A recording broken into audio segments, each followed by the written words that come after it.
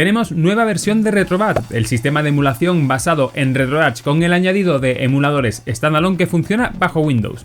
En esta ocasión RetroBat salta a la versión 7 y como viene siendo habitual en el canal, en el vídeo de hoy vamos a ver la lista completa de cambios, yendo desde los fixes o soluciones a problemas más habituales y llegando en la parte final a los nuevos cores o emuladores incluidos.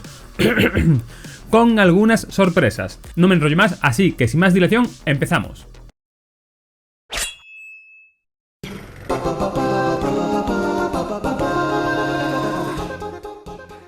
Antes de empezar, una advertencia habitual en este tipo de vídeos, y es que si ya tienes una instalación configurada de RetroBat que te da lo que necesitas, mi consejo particular es que no actualices, y en el caso de que decidas dar ese paso, bien porque te guste trastear o bien porque hay alguna novedad que te interese, mi consejo es que tengas una copia de seguridad.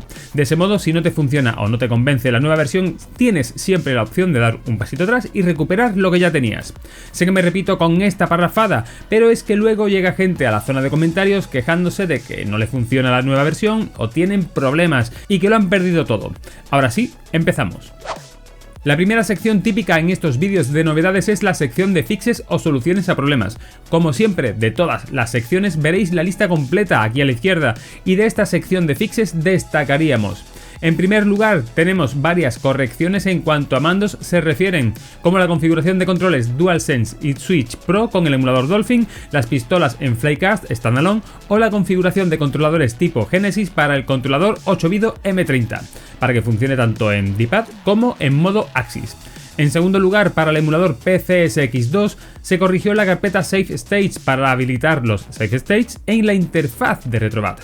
En tercer lugar, tendríamos la corrección de los problemas de la opción VSync para el emulador Xenia. Y como último fix a destacar, tendríamos que se corrigieron los shaders que no aparecían en algunos casos en RetroArch, en Game Boy Advance y Nintendo DS.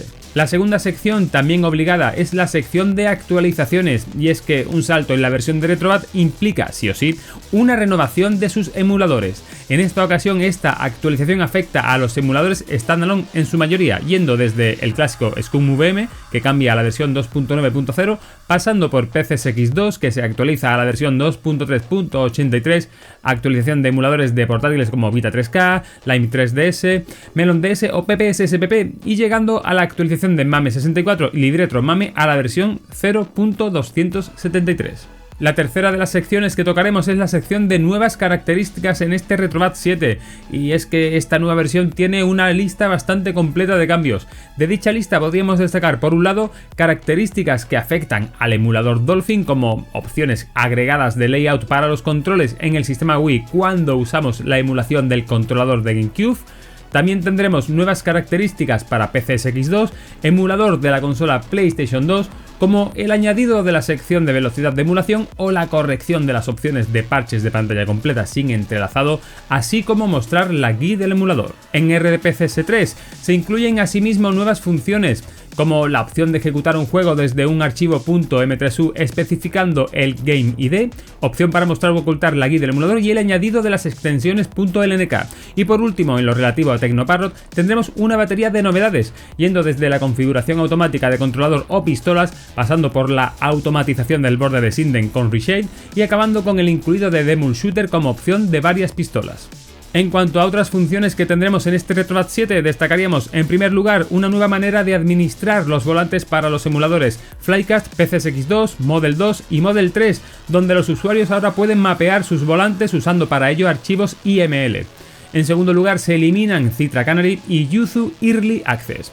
También tendremos el añadido de grupos para muchos sistemas: Windows, NES, Game Boy Advance, Super Nintendo, Mega Drive, WonderSwan, PC Engine, Neo Geo Pocket, Nintendo 64, Jaguar o Apple II. Y como última función a destacar, tendríamos que se han probado multitud de mandos o controles y se ha verificado su funcionamiento con la mayoría de los emuladores. Y ahora vamos con la auténtica chicha, lo que más interesa, la lista de nuevos emuladores o cores. Tenemos un buen pack de nuevos sistemas o emuladores disponibles en este nuevo RetroBat 7 y algunos de ellos muy interesantes. Vamos al lío. Por la parte de RetroArch se añaden los cores Libretto Jeva Sanshiro para Sega Saturn, Libretto GPSP para Game Boy Advance, Libretto M2000 para la Philips P2000T y Libretto Doukutsu RS para el port de Cave History. Y en cuanto a emuladores standalone, no vamos a mencionarlos todos, pero destacaríamos los emuladores Jeva Sanshiro y Chronos para, de nuevo, la consola Sega Saturn, VitaQuake 2 Zaero, VitaQuake 2 Draw y VitaQuake 2 Satrix, todos ellos para el port de Quake 2, y llegamos a los platos fuertes, ya que tendremos la llegada de 3 nuevos emuladores. Citron, nuevo emulador en desarrollo de Switch y del que tendremos que hacer sí o sí vídeo en el canal. Mandarin, nuevo emulador de Nintendo 3DS y, ojito al dato, se añade por fin el emulador Shad PS4 para la consola PlayStation 4. Conclusiones, pues un salto importante en RetroBat, especialmente por la inclusión de nuevas características, el remake en la gestión y uso de volantes, el testeo que se han currado con el tema de los mandos y sobre todo con la inclusión de un buen pack de nuevos emuladores, entre los que tenemos los nuevos emuladores Citron y Mandarin para Switch y Nintendo 3DS respectivamente, así como Shad PS4, emulador de PlayStation 4 que seguro que este año dará muchísimo que hablar. En breve tocaremos alguno de estos nuevos emuladores para ver qué tal funcionan. Poco más, nos vemos en el siguiente vídeo del canal. ¡Hasta luego, Retrolovers!